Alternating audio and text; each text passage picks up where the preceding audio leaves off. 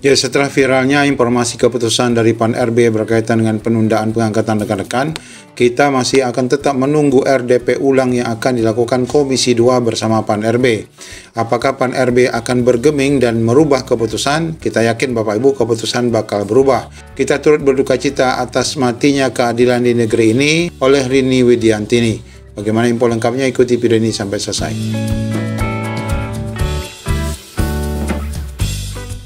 Hasil rapat Komisi 2 yang menimbulkan pro kontra antara Komisi 2 sendiri dengan keputusan PAN-RB yang menunda pengangkatan CSN, di mana kita telah mendengarkan Komisi 2 akan segera memanggil untuk melakukan RDP ulang dengan PAN-RB serta BKN. Apakah nanti PAN-RB ini akan bergeming ataupun merubah daripada keputusan? Kita akan tunggu hasil RDP terbaru. Nah, Bapak Ibu mendengar dari informasi yang beredar saat ini, sepertinya PAN-RB masih belum bergeming ya. Mereka masih optimis menyampaikan perubahan penundaan sebagaimana yang disampaikan Bapak Aba dalam wawancara bersama Berita 1. Mari kita simak informasinya. Dalam rapat dengar pendapat tersebut, Menteri Rini menyampaikan jadwal pengangkatan CPNS disesuaikan menjadi Oktober 2025 bukanlah penundaan, melainkan agar semua CPNS bisa diangkat secara bersamaan. Hal tersebut mempertimbangkan kebutuhan penataan serta penempatan ASN untuk mendukung program prioritas pembangunan. Rini juga memastikan penyesuaian pengangkatan CPNS itu bukan karena adanya kebijakan efisiensi anggaran yang diterapkan oleh pemerintah. Menurut Rini, pihaknya perlu menyelesaikan pengumuman-pengumuman terkait dengan CPNS di berbagai instansi terlebih dahulu.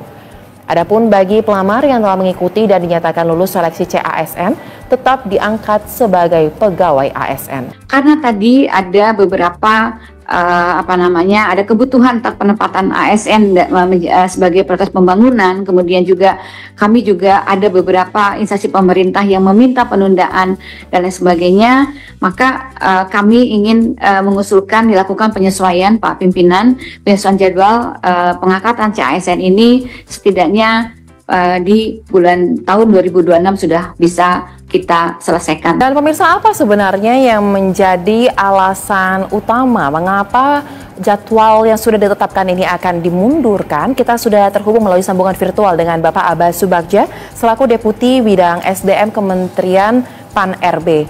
Selamat sore Pak Aba. Selamat sore Mas Aja. Assalamualaikum teman-teman semua.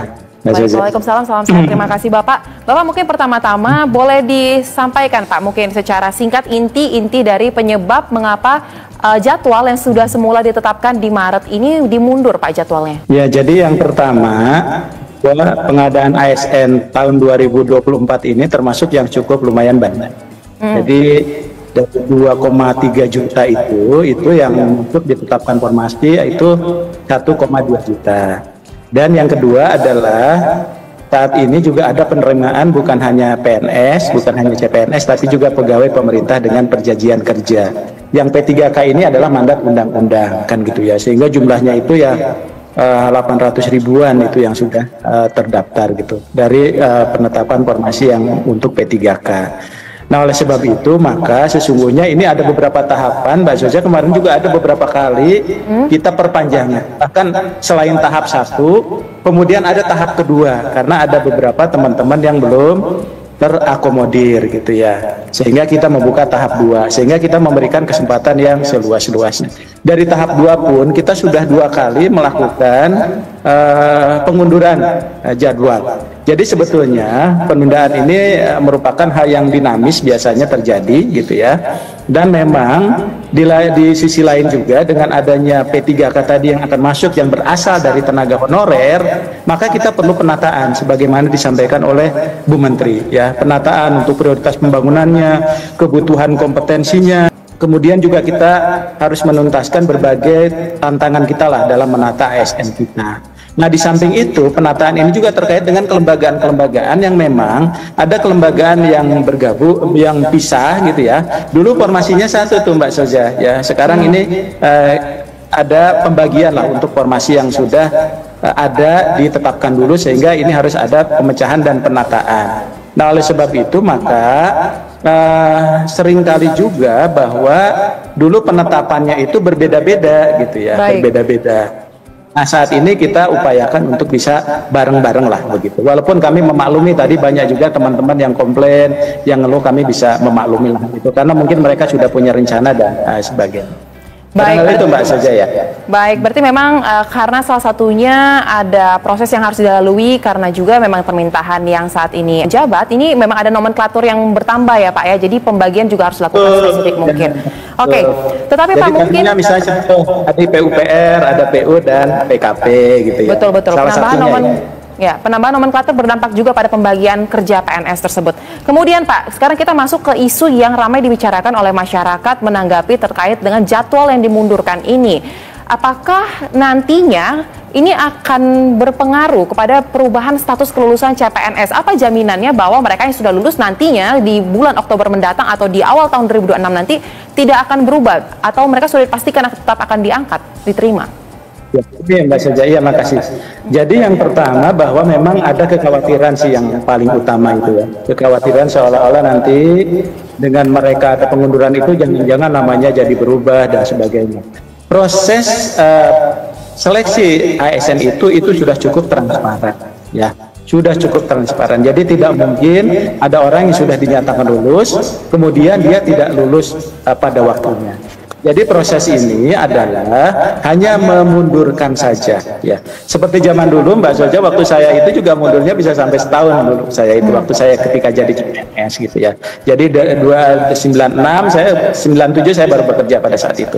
Nah, oleh sebab itu untuk proses ini tidak perlu khawatir, apalagi teman-teman PNS gitu yang CPNS yang sudah mereka juga berkompetisi kemudian lulus, itu dipastikan pasti dia lulus karena datanya sudah ada di dalam database BKN ya. Termasuk juga bagi teman-teman yang P3K ya, apalagi yang P3K karena P3K itu 100% untuk tenaga non-ASN dan tenaga honorer yang kita jamin insya Allah kalau mereka sudah mendaftar dan ikut seleksi nanti bisa diangkat menjadi P3K atau pegawai pemerintah dengan perjanjian kerja. Jadi tidak ada persoalan, mungkin juga usulan SK dan semuanya juga sudah disiapkan dengan nama yang bersangkutan, hanya saja nanti prosesnya supaya berbarengan sambil melakukan penataan ya, sehingga tidak ada orang yang komplain loh kok itu yang duluan ini belakangan. Nah sekarang BKN itu akan melakukan secara berbarengan. Saya kira ini kelihatannya menjadi sama nanti untuk pengangkatan mereka, TMT-nya terhitung mulai tanggalnya gitu. Baik. Gitu Mbak Soja. Baik, nah satu lagi juga Pak yang beredar dari tanggapan masyarakat, apakah memang terkait dengan pemunduran jadwal ini, selain memang banyak hal yang harus disiapkan terkait dengan pengumuman, perubahan nomenklatur yang berdampak sampai dengan pembagian PNS, ini ada kaitannya juga nggak sih Pak dengan program efisiensi, kebijakan efisiensi yang dilakukan oleh pemerintah pusat, ini juga berdampak kepada hal ini, ada atau tidak, dan seperti apa? Kalau efisiensi itu kan terkait dengan kegiatan yang lain ya. Kegiatan-kegiatan dianggap tadi lemak-lemaknya lah. Tapi untuk kegiatan ini kan memang ini terkait dengan manajemen saja. Jadi tidak ada terkait dengan efisiensi. Jadi makanya tidak ada penundaan dia untuk diangkat ya. Tapi hanya penyesuaian saja ya dimundurkan. Sehingga tetap mereka itu ketika diangkat tetap aja akan dapat gaji ya baik gaji pokok maupun tunjangan yang melekat dan sebagainya. Terakhir mungkin Pak Abah bisa diberikan himbauan kepada mereka yang tengah menunggu pengangkatan atau juga menunggu kepastian mengenai hal ini, apa yang bisa disampaikan oleh Kementerian Pan-RB? Ya baik teman-teman sekalian, jadi prinsipnya adalah tidak ada maksud pemerintah dan juga DPR karena kita bersama-sama DPR gitu ya untuk melakukan pembatalan.